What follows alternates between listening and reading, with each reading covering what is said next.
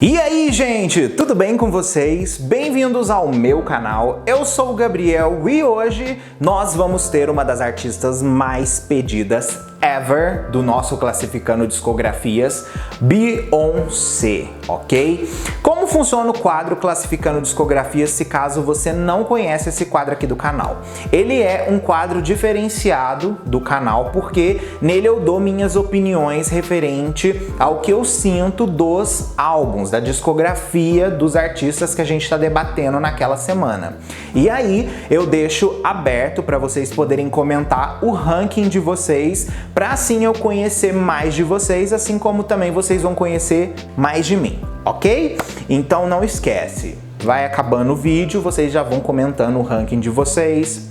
Bota a opinião de vocês referente aos álbuns também, que é bem importante de eu entender também como vocês se sentem em relação a isso, porque em algumas redes sociais algumas pessoas me falam coisas diferentes do que eu vejo aqui no canal, então acaba dando um contraste bem grande. Também eu conheço mais de vocês, como eu acabei de dizer aí. Antes da gente começar, você já sabe, né? Se você não é inscrito aqui no canal, por favor, se inscreve, vem fazer parte da nossa comunidade. Aqui eu falo de música pop, de outros assuntos relacionados e vai ser incrível ter você aqui com a gente.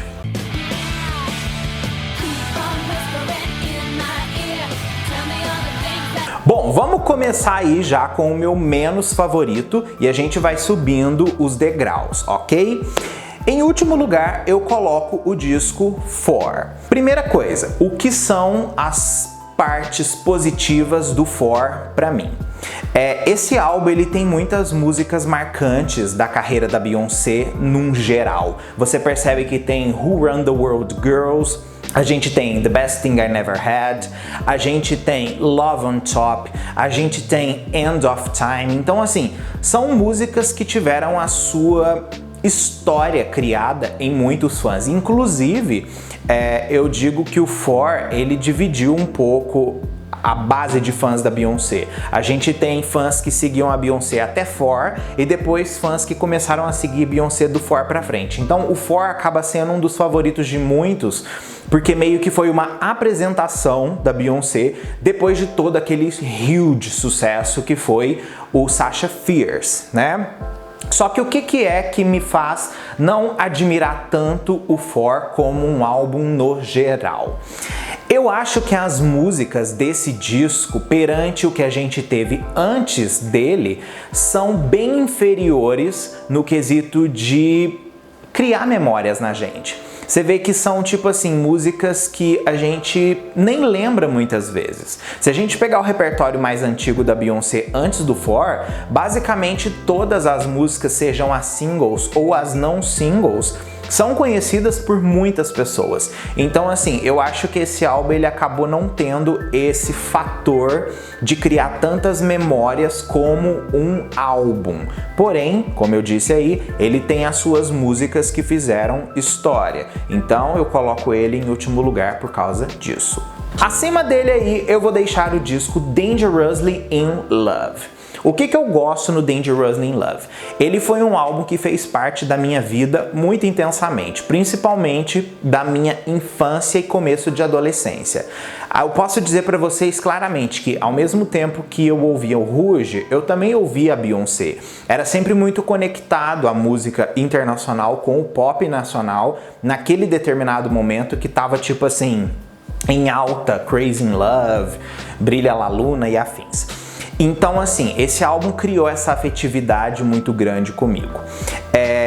Ele é um álbum que, no caso, como eu citei agora mesmo do 4, ele já cumpre o papel de ter algumas outras músicas que, por mais que não foram single, trabalhada comercialmente, elas conseguem ser muito boas e reconhecidas por todo mundo.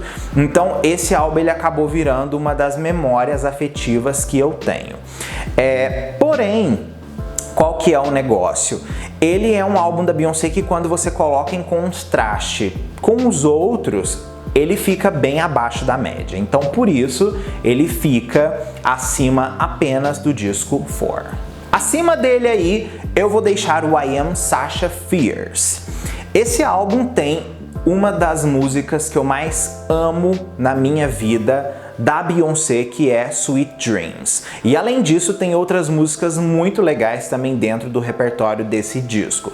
Então a gente percebe que hits como If I Were a Boy, Halo, Single Ladies, a própria Sweet Dreams, que eu acabei de citar, a Videophone, que depois teve com a Lady Gaga a participação e virou meio que tipo um marco da cultura pop naquele ano, depois a versão Platinum, que teve de relançamento, e veio algumas outras músicas diferentes no repertório, enfim.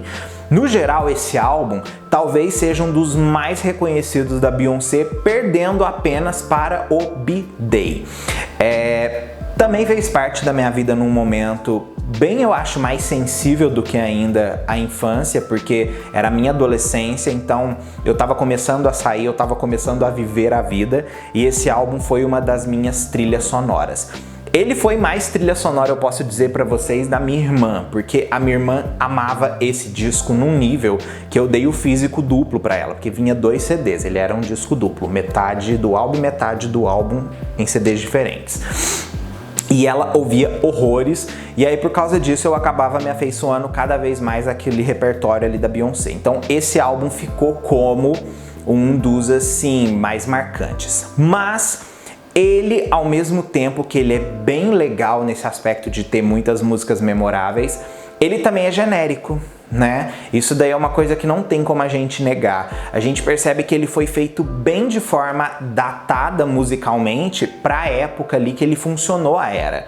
A gente percebe que se você lançasse uma música do repertório daquele álbum nos dias atuais, as pessoas talvez nem fossem prestar atenção naquele material, porque era algo referente à tendência musical da época. Coisa, por exemplo, que você já não via nos discos que a Beyoncé lançou depois do For. Você percebe que ela ditava a tendência, ela não seguia mais a tendência. E o I Am Sasha Fierce, ele é um disco de total segmento de tendência. Então, eu acho que isso acaba sendo um dos fatores que estraga pra mim. Começando aí o nosso top 3, eu deixo em terceiro lugar o Lemonade. Por quê? O Lemonade é um álbum da Beyoncé que não foi feito pra mim.